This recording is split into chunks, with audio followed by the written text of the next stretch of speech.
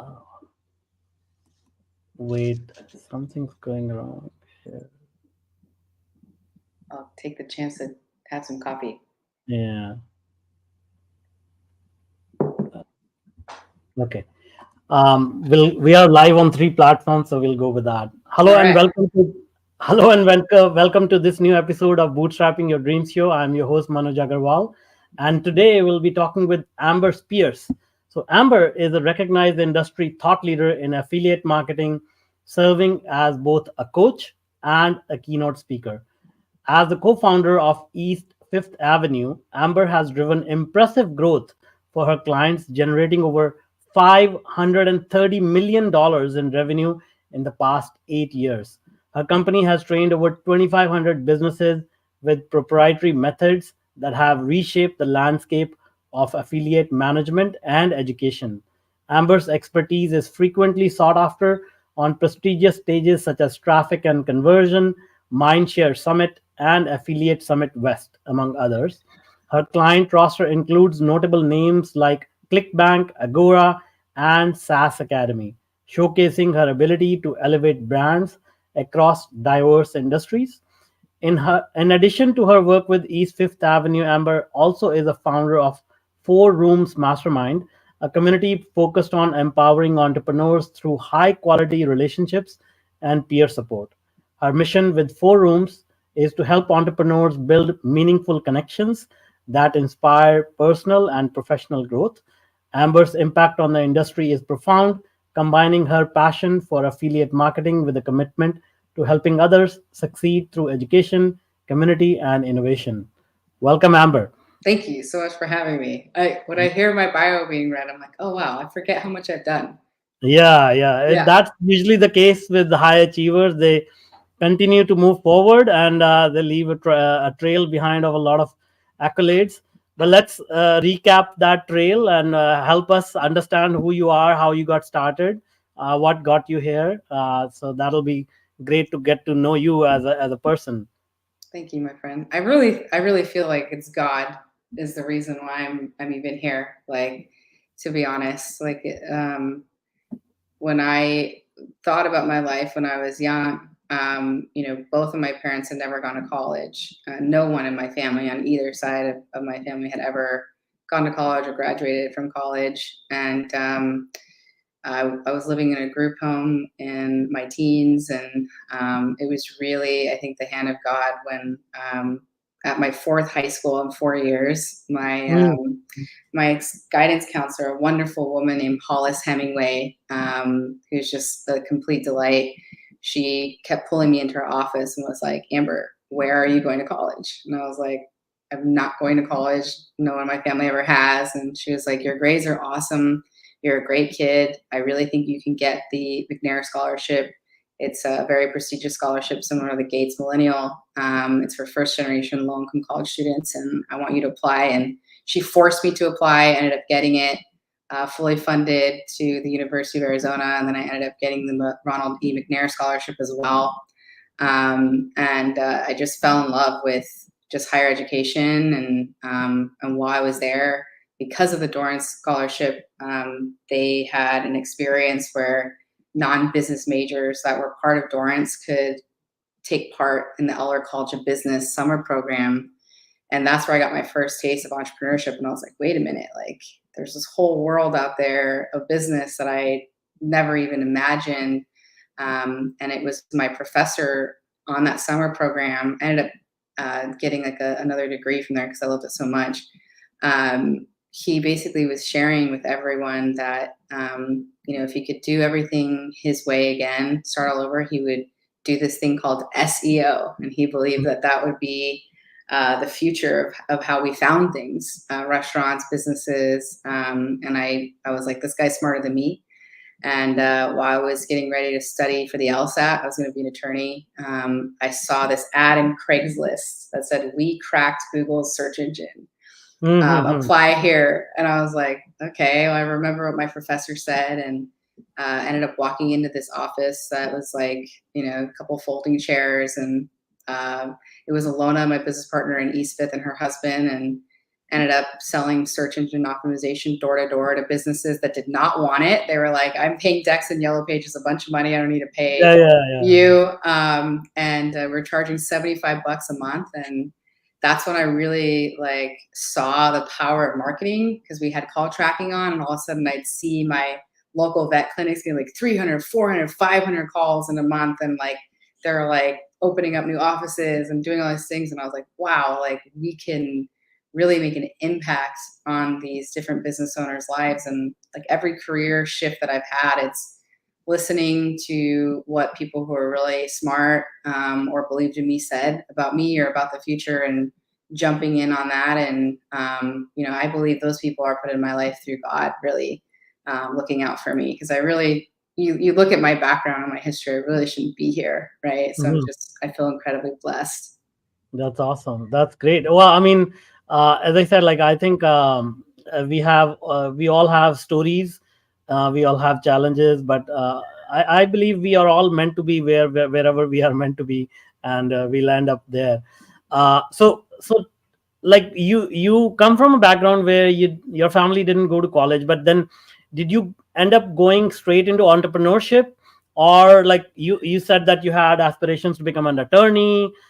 So how did you weigh all those I mean, entrepreneurship is very risky. So did you have to make those decisions? Did you have to consult with somebody and say, hey, I'm considering like going from this safe kind of a path of being an attorney or whatever, a traditional career, into this entrepreneurship thing? Like did you have to make a decision there, or it was an easy choice?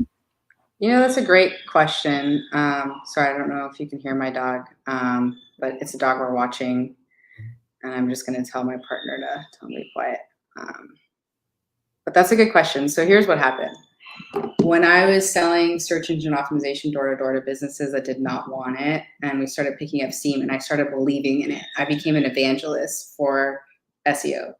And in that process, I can't remember if it was by year 2, we added 57 attorneys under my account. So I was personally working with them, and I was like, maybe I pushed the LSAT off another year, because I was like really in the mix. And to be honest, being homeschooled before that, I did not test well. Like I still don't test well on things. My parents gave me real world experience. They never gave me like math or science or anything like that. And I asked every single one of those attorneys, I said, do you like being an attorney?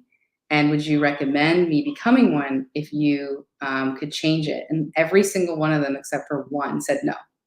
They all said, no, I'm miserable. I have a crippling student debt. Like I cannot do it.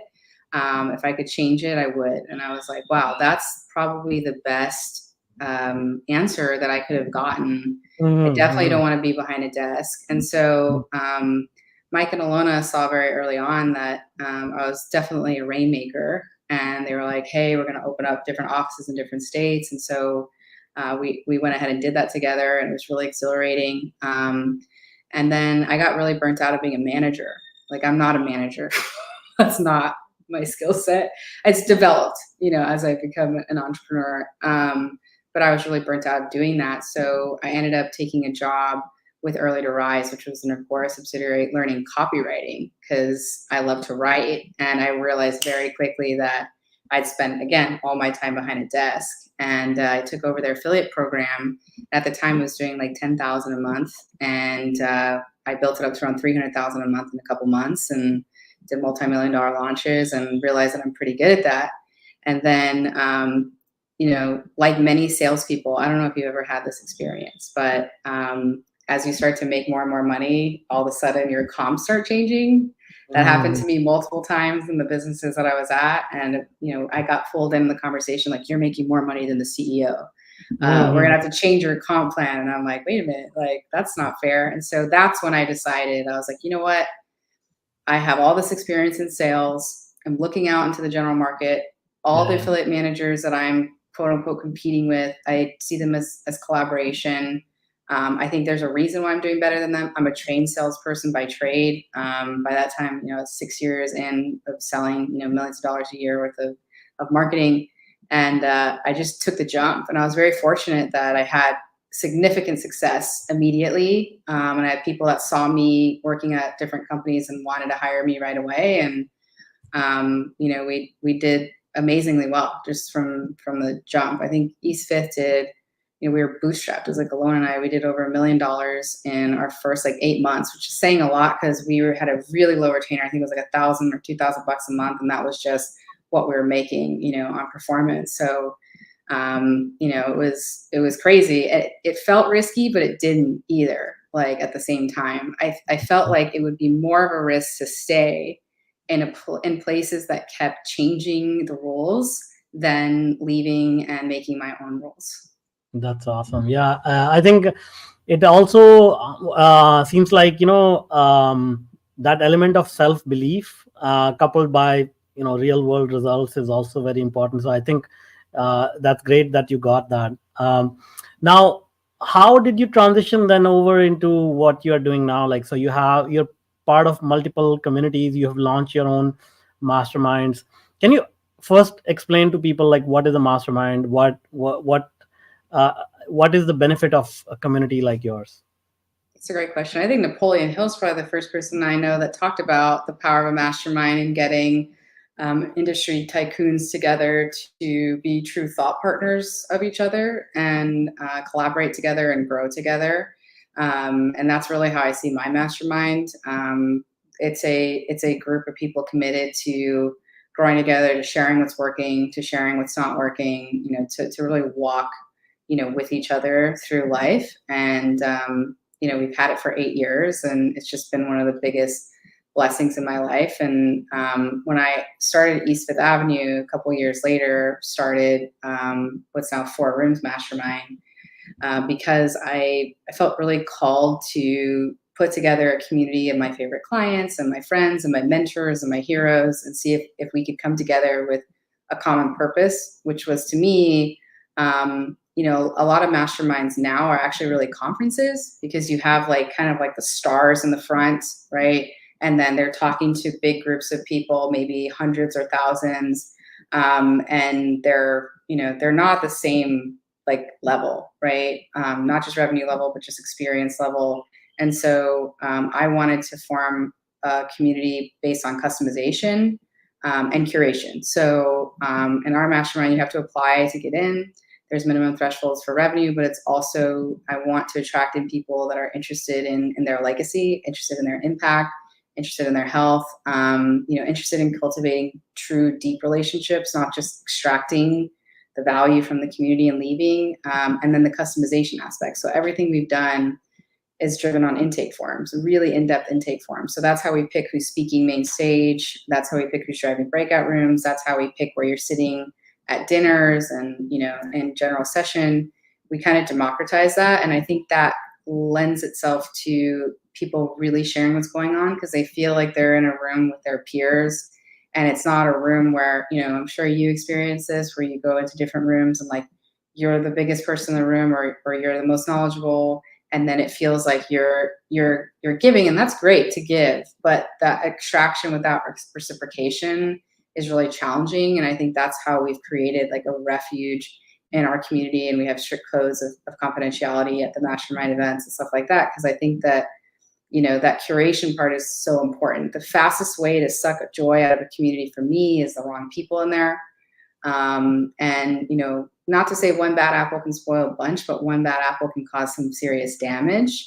Mm-hmm. And having, codes of ethics and guidelines and curation and standards, I think has helped us have the reputation that we've had. And it's such a blessing, because, if something's happening in my life, my ads are not working, or I'm slapped with an unexpected tax bill, or you name it, whatever it is, key team member leaves, I need an integrator, whatever it is, I have a community of hundreds of some of the smartest and most successful entrepreneurs that I know that I can call on, that are excited to help me. And it feels a lot less lonely, because I feel like entrepreneurship can feel so lonely. If you're having a bad month, you don't really want to talk to your team about it, right? You have to keep morale high. You don't want to scare your partner, for having a few bad months in a row, right? You're trying to move money around. You're trying to figure out what's going on. You certainly don't want to tell your customers or your clients. So it becomes this lonely thing, because who do you talk to? If you talk to your friends that are not entrepreneurs, are like, must be nice to have, $100,000 million problem. Like, they don't understand. But if you're in the wrong community with entrepreneurs, it becomes this competitive thing where you feel even more alone. You're like, well, I can't really share this because what will people think? Right. And it's just this isolation that ends up happening that I really feel called to solve as best I can through my community, because I want them to be talking about these things. And of course, the great stuff too. Like, of course, like, celebrate your record breaking month, celebrate the exit.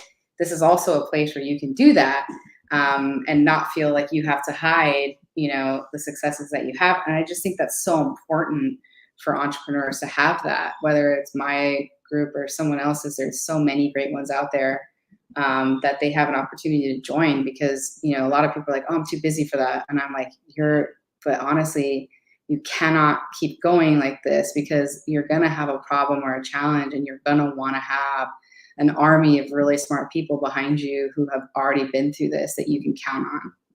Yeah, absolutely, absolutely. And I think you obviously mention a lot about entrepreneurship, but in general, I think people who want to make a huge impact, it can be a lonely road, whether they are in a corporate profession or entrepreneurship.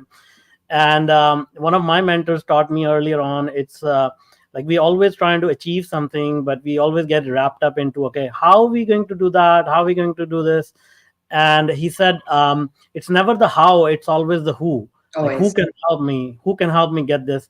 Because we can obviously cannot learn everything or execute on everything. So having that community, I think, is a wonderful gift for sure.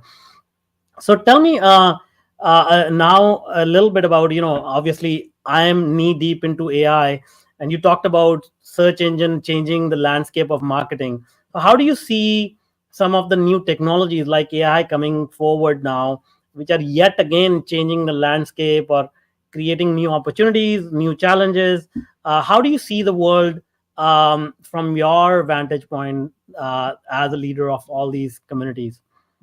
Such a great question, in so many ways. I mean, I think that for our marketers, AI is making it so much easier to generate images, for products, thumbnails, like anything to create content. They're able to crank out high quality ebooks or trainings or courses or anything, just like so much faster.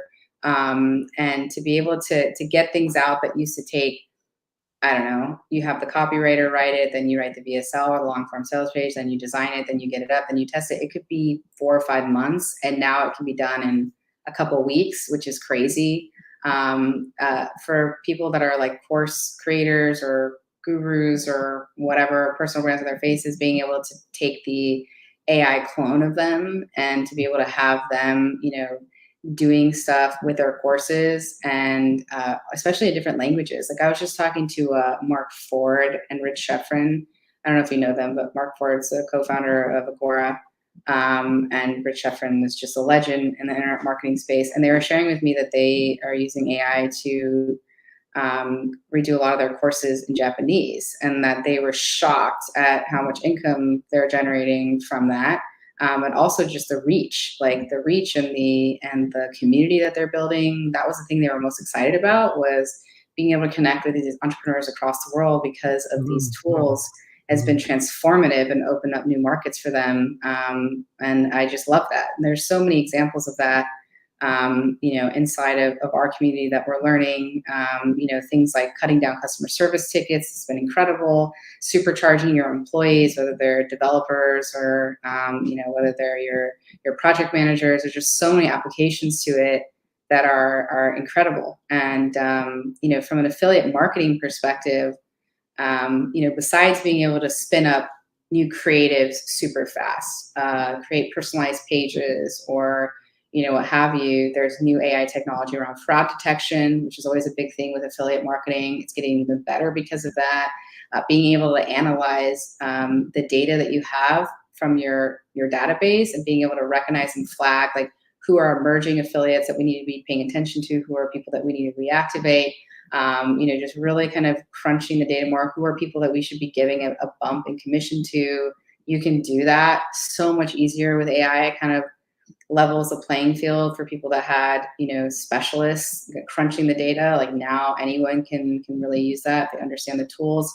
I think from a perspective of affiliate marketing as a whole, I'm kind of stepping back on my heels a little bit and just watching the landscape change, because I'm seeing a really big shift in distribution. That's always been a core focus of mine. When you said the who, like that's what I think I'm like a world-class who person. Like I've built my whole career on knowing there's always a what and a how, right? We know what we have to do. We have to implement AI into our business, right? We know we have to. The how part is a little bit unclear, because it's like, do we have our team learn the latest AI course? Is it even going to be relevant by the time they finish it? Is it going to work with their current tech stacks? Like, what are we doing here? Whereas I would rather just say, okay, who's the world class in the who at AI in these particular specialties? And why don't we just hire them, because they're the experts at the what and the how, and bring them in, right? And so that distribution is changing a lot, where I'm seeing a huge swing in distribution to TikTok, right? Where before it was like a lot of mommy bloggers and networks and listicles and stuff. That share is going heavily to TikTok. And it has its own algorithm and its own way of doing things. The TikTok shop is changing. We're seeing things like Shopify emerge and start being more native into the platform of YouTube. So the rise of creators are more and more. And so I'm also concerned for the affiliate partners that rely only on the content bloggers, listicles, because now with things like Perplexity and ChatGPT, you're skipping that, traditional way of searching. So for people who are relying on that type of affiliate partner, how do we, do we keep working with them, or should we start changing our distribution, looking at different affiliates? I think it's just a really interesting landscape. And I think for me, my job is to just say, okay, who's the best in the world at TikTok affiliates? We're finding them. Who's the best in the world at this and this and this, and we're finding them, and that's what I'm going to partner with and align myself with, because I can see that being the future, while still keeping a firm foot planted in the network, email, kind of listicle side, because it's still relevant. But I think that how it's being used is going to shift, particularly around customer acquisition on the front end. Nice.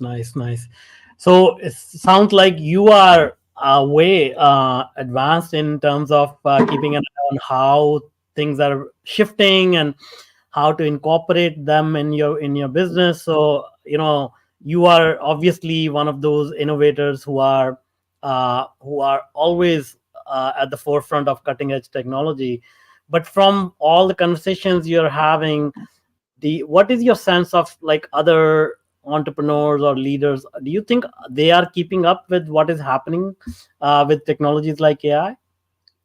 I think it depends on groups that you're in, right? So like I'm really heavy in marketing, and I think we're some of the first adapters of AI. And I think we're still very much learning, right? Because I think what we're seeing in a lot of cases is, particularly in terms of like content generation, I don't think the content, we're doing ourselves a favor. I think we're pumping out a lot of content that's not very good. So I think the volume of it is certainly increasing, but I'm not seeing the quality yet quite being there. I think in places like customer service making a significant difference. But other places, other industries like brick and mortar or, kind of blue collar, stuff like that, I don't see it as much. Whereas I think they could have huge outside benefits in using it. But I think it's that thing where it feels to me very much like 15 years ago when everyone was getting on, SEO and PPC and all that. It feels like there's a strong like understanding that you have to be there. But I think people are stuck on like, how do we do we need a whole new team?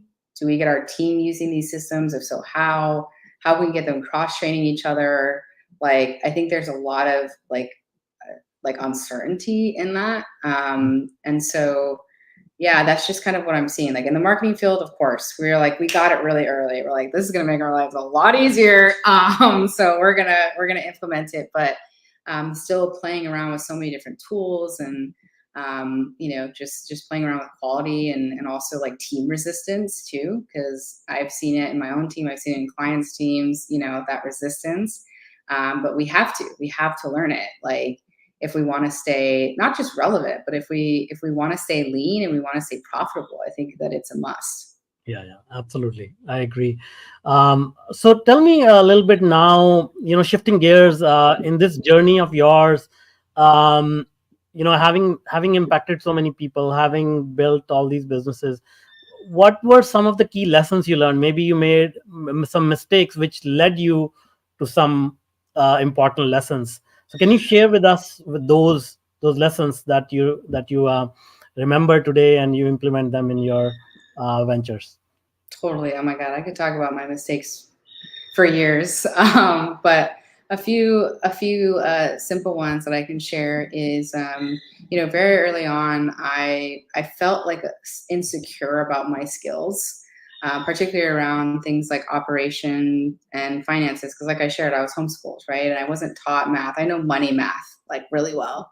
But the rest of math, projections, P&Ls, kind of all that stuff I outsourced that to my business partners, and I just became even better at the who and the sales part. So I've been really, really good at that. But I realized, as I kind of advanced in my career, that I really didn't need most of my partners. Not to say that we have still great relationships, and I have so much respect and love for them, and we're all happy. There's no problems between us, but I did realize how I could have been better off if I had partnered on projects and not partnered in my business and giving up equity, because I was insecure, right? And so I was insecure about myself and unsure of my skills, and I was underdeveloped in those areas. And truly, I believe that operations and stuff like that should be, you can hire that out. There's so many quality people that you can hire instead of giving equity away. And before I partner with anyone now, I'm very clear on operating agreements. So, we'd sign our partnership agreements, but like we didn't really have clarity in the contracts around things like, what if someone takes a 6-month sabbatical? What if, someone gets a divorce? What happens then? What happens if someone is injured and can't work for, a year?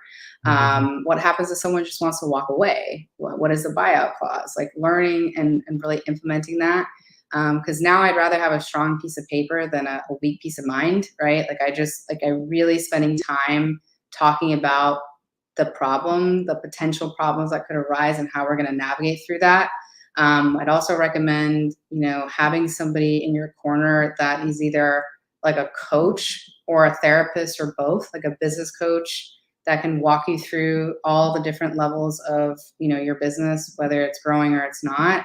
That has walked that path before many times. I will also add that, because I've also hired coaches that like did one thing really well 20 years ago and they're still riding high on that way to success, and everything has changed, right? So I've made all the mistakes, so many of the mistakes, right? And so I would say, partnering on projects first and really getting clear on, hey, we're going to do a project inside of my business, but you're not going to take the whole business. And then if we do see, success on that, my new way of doing partnerships is I don't partner. I'm minority partner or I'm majority partner. It's like one of the three, because 50-50 don't work, in my opinion. I've tried it. So that's, another one. And if you really care about your relationships, like me and my business partners all have, having that therapist that we talk to as partners, having that coach that we can turn to, having a peer group has been really instrumental. And having that strong paperwork and being willing to renegotiate. I like to now look at things every year and be like, are we happy with the structure? Do we feel like we need to change the splits or the payouts or the time? Do we need to update the operating agreement? What is going on? Like, I think that's another really important one. I feel like there's a lot of business partnerships where people feel trapped and they feel hostage. And I know that because I have the career that I have. I'm in the back end of a lot of different companies. And so I know that to be true. And it a lot of times is not because of anything other than people are just growing in different directions, or they didn't set things up properly in the first place. They didn't know. They didn't know what to ask. They were afraid to ask for certain things, right? Or their lives just completely changed. One person had a bunch of kids, one person didn't, right? So it's just, I think those are things that I've learned so early on, I didn't learn early on in my career that I've learned more now. Those have been expensive lessons, but they have been some of the best lessons that I've ever had. And, it's something, if I could share with other people, like definitely, think through that.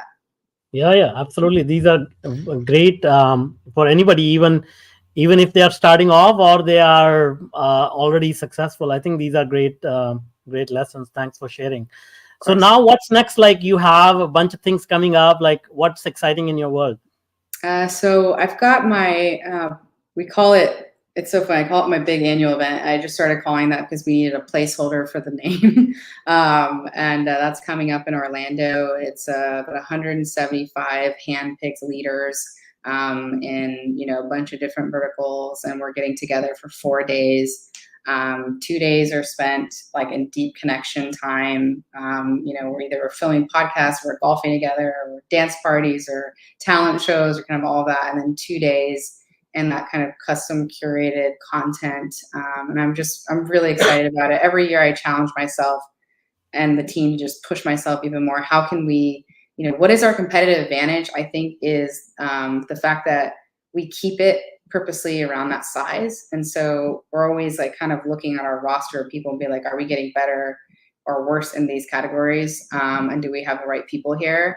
And then from there, I think our competitive advantage is that we're not a 600 or multi-thousand person event. So we can really get into the nitty gritty for them and really make sure that we're customizing their experience and giving them a plan tailored personally to them. And I know I'm doing a great job where afterwards I'll look back and I'll say, oh, these people met at my event and they're getting married. These people met and they're partners. These people met and they just had a great exit. Like, right.